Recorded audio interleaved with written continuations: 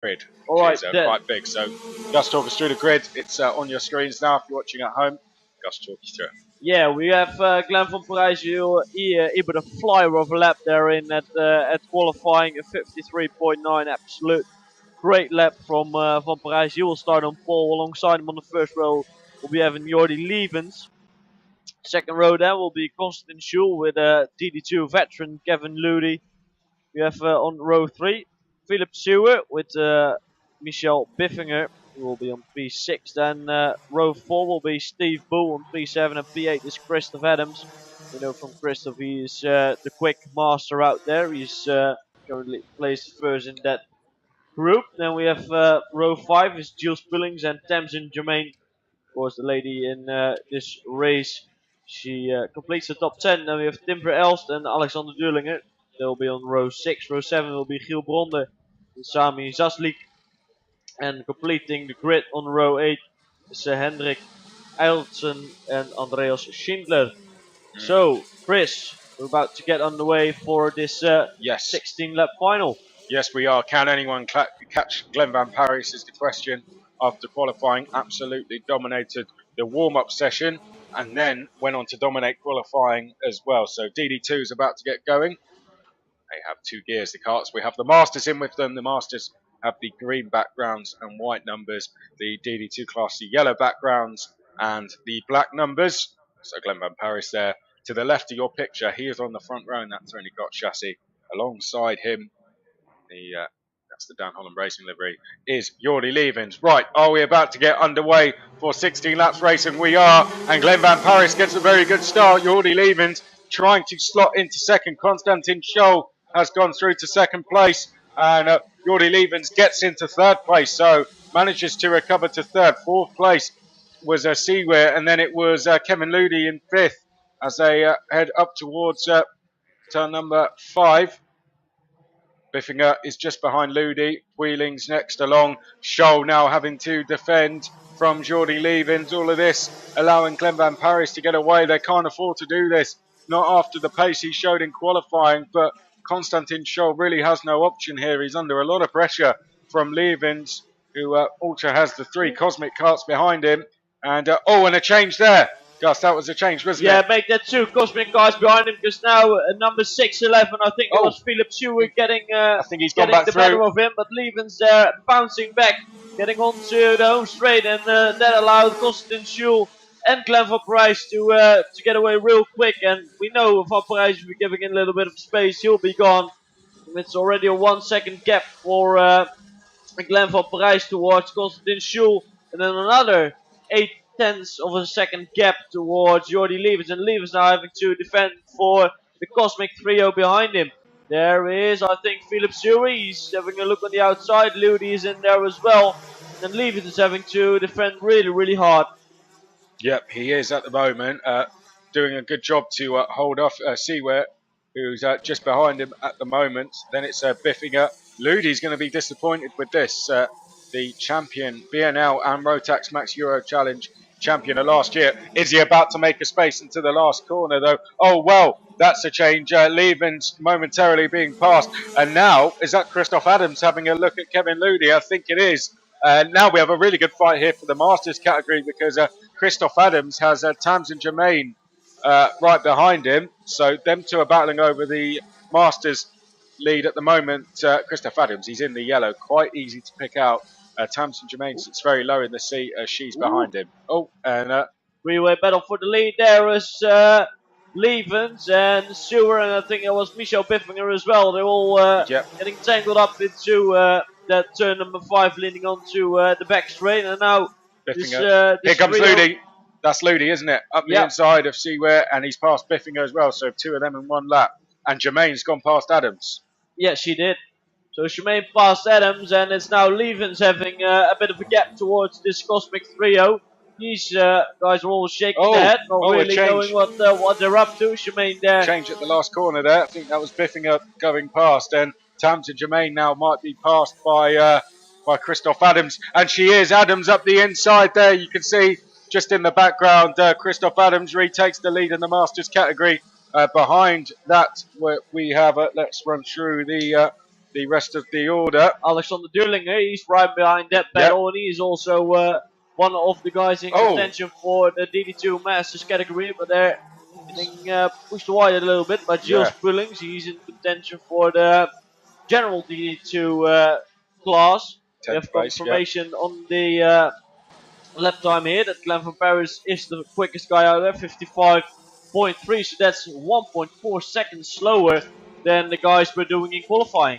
Yes, it is. Now looking towards the front of the field, and on your screen now Kevin Ludi has gone past the likes of Biffinger. He has already reeled in Jordi Lievens here. The gap has come right down there on your screen, so that's Lievens and Ludi, third and fourth. Now, it wouldn't be a nightmare result for Kevin Ludi, would it, if he could get third? I mean, yeah, indeed. Trying to get a top two from here, if he gets past Lievens, would be a big ask. But a top three, well, he's still in with a chance then, isn't he? Yeah. Glenn van Paris can always hit problems in that later final, and then it will be a kind of a straight fight between him and Konstantin Scholl. We'll have to monitor the gap. Now, Scholl's in clear air, so with both Van Paris and Scholl in clear air, it will be interesting to see who's quickest between those. But Ludi, I think, is lining up Lievens here. Jordi Lievens as they go up towards the last corner. And I think any second now we're going to see a move there. Heading up towards the start-finish line. Still close between Christoph. Oh, and here comes Kevin Ludi. In fact, Kevin Ludi up the inside of Jordi Lievens makes that move. So that's a change for third place. Kevin Ludi on your screen there through to third. As they head up to, and well, immediately suggesting Jordi Lievens follows him rather than repasses him. They come into the back straight, and in the background, Tams and Jermaine back past Christoph Adams. They are having a proper good battle, aren't they, there for the Masters lead? That's one thing that is for sure. The two Masters not getting it over with. These two, of course, veterans in the class as they are Masters. But it is Thames and Jermaine and Christoph Adams putting on quite a good show for the DD2 Masters category. These are now fighting for top position as we are having a look out on the circuit. It is Thames and Jermaine getting a bit of a lead over Christoph Adams now for the DD2 Masters lead. The gap between them is now gone up to 0.5 of a second. As we're looking back out of the window towards the fight, which is displayed on the live coverage, we see Kevin Ludi now in front of Jordi Lievens. He has kept him towards right about 0.2 of a second. Lievens at some point right on his back bumper. He's having a little bit of a gap towards Michel Biffinger and Philip Sewer. And all these guys right in contention for this third place. Yep, four in contention, as you say.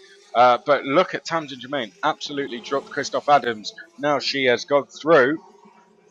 So Tams and Jermaine in a comfortable lead in the Masters category. Yep, sure is. We're going back to the lead for 1 second. This is Glenn van Parijs without any problem there in the lead of this race. 2.3 seconds is his advantage. That's half a second more than it was last. It was 1.8 seconds at the end of last lap. Konstantin Scholl has absolutely no answer for Glenn van Parijs, and it's almost, you almost think, well, Glenn van Parijs, imagine he done. Of course, he did do extremely well in the seniors last year, to the championship, but straight into DD2. I mean, would it usually take longer than this to get used to a class like DD2? Have you driven the karts yourself? I have not driven DD2, but yeah, I mean, I think you can compare it with shifters because of the front brace you get on the foot pedal. It requires a bit of different technique than seniors.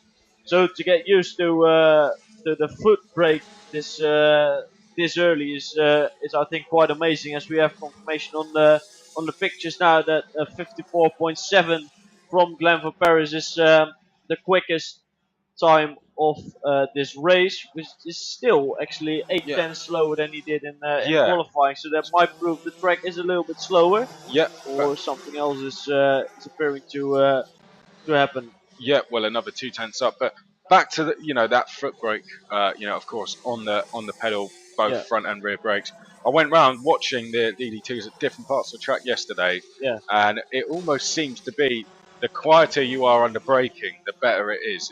Is that something you found? So what's the difference between a senior exactly and the DD2 in terms of a feel with the front brake? Of course, with a Yeah. rear brake.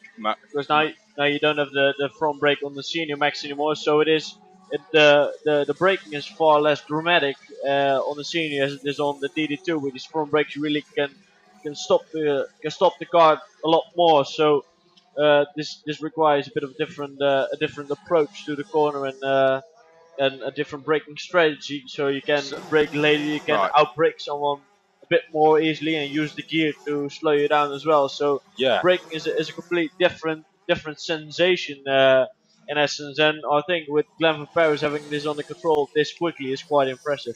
Yeah, I mean, it is definitely really impressive.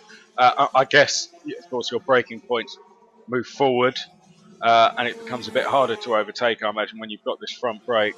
Yeah. Um, but yeah, interesting to hear your thoughts on that from someone who does race KZ1 at the highest level. So, yeah, well, back to this battle for third then. Kevin Ludi at the front of the picture there still leads the battle for third. To me, they look like they're closing in on Konstantin Scholl. We'll monitor the gaps. Currently 1.5 seconds. Yeah. Let's see if that comes down next time. Well, I mean, they are actually closing in on him. I've been checking that gap a little bit. It is now down to 1.5 seconds, and yeah, it was 2 seconds at one point in the race. So they yeah, are getting that gap down, but with a little over 5 laps remaining, that is quite something to close in this period of time. So we'll keep an eye on it, but with 1.5 seconds and 5 laps to close it, they'll have to reel him in at a pace of 3/10 a lap. per lap. So that's quite something to achieve. Now Well, this, last time round, Kevin Ludi's just done his personal best lap of the race, 54.7, and Konstantin Scholl's done a 54.9. So 2 more tenths. yeah, Not quite what they need. They need 3 tenths a lap, but 2 tenths is something. If they can get to within half a second, then they have a chance. So Kevin Ludi just needs to keep pushing as he is, and he needs to hope Konstantin Scholl makes a rare mistake somewhere yeah, in the last few laps. He's still got Jordi Levens, let's not count him out behind. And Biffinger and Sewer have really impressed me, I must say, to yeah. be holding on to. I don't know much about their background, but to be holding on to the likes of Kevin Ludi and Jordi Levens, two guys very experienced in this championship, very experienced in DD2 at the Indeed. highest level. That's impressive. It sure is, and I think it shows the pace these guys are having this week. You're monitoring the gap between Ludi and Shaw. Is there anything you're No, seeing? I well, think that's stabilized last it lap, right? has, yeah. Ludi went 2 tenths slower, hence why Levens is now right with him going down that back Yeah. straight. I can't see Konstantin Scholl being caught here. No.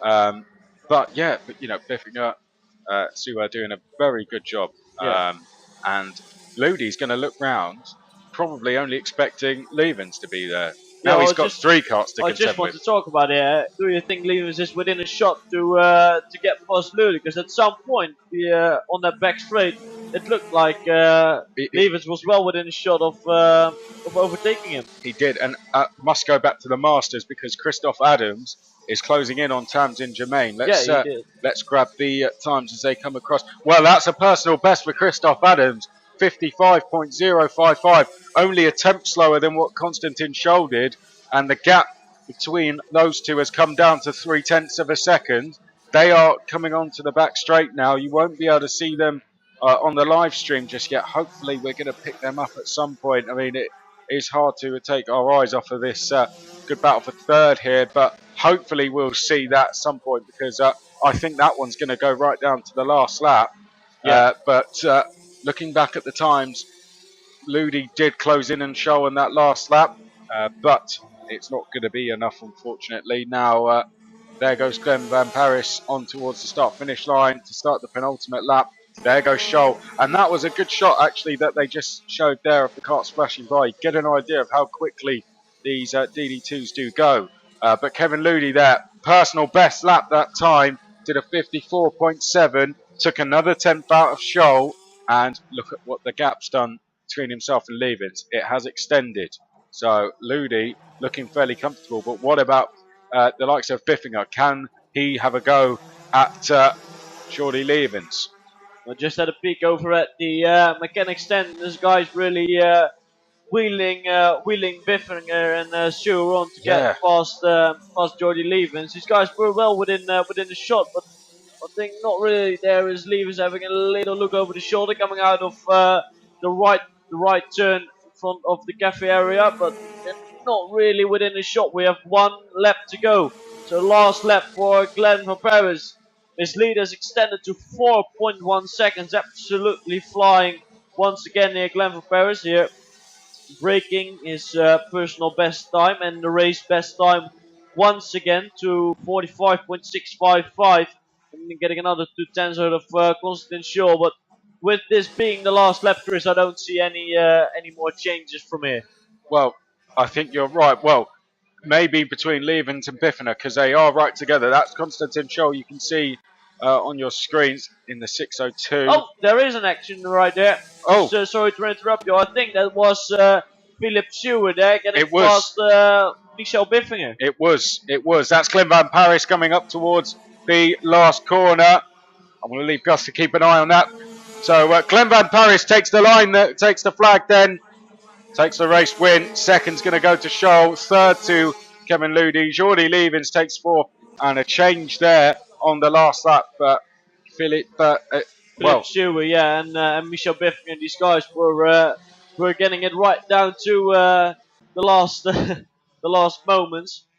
Just coming back to the Masters, we said we keep an eye on that. We did with one eye on the screen, and it was Tamsin Germain managing that gap to Christoph Adams. In the end, she had 6/10 advantage over Christoph Adams. Yeah, but Adams tried everything, just couldn't get there in the end. So with Stewart and Biffinger 5th and 6th, Germain was 7th overall. 8th overall was Christoph Adams, and it was Gilles Brielings, Alexander Dulinger. Then it was Tim Verelst, Andreas Schindler. Sami Saslik was 13th. Henrik Eiliston was 14th. Fortunately, we lost Carl Brunder. Steve Bull. Well, I don't know what happened to Steve Bull. Didn't start. I imagine there were some problems on the pre-grid, on the dummy grid. Steve Bull. I certainly didn't see any karts pull over on the warm-up lap. Well, that said, the recovery vehicle's out now. Who have we got over there? That looks to... Is that Biffinger? Ludi, maybe? That's stopped over there. It certainly looks like to me like one of the Cosmos.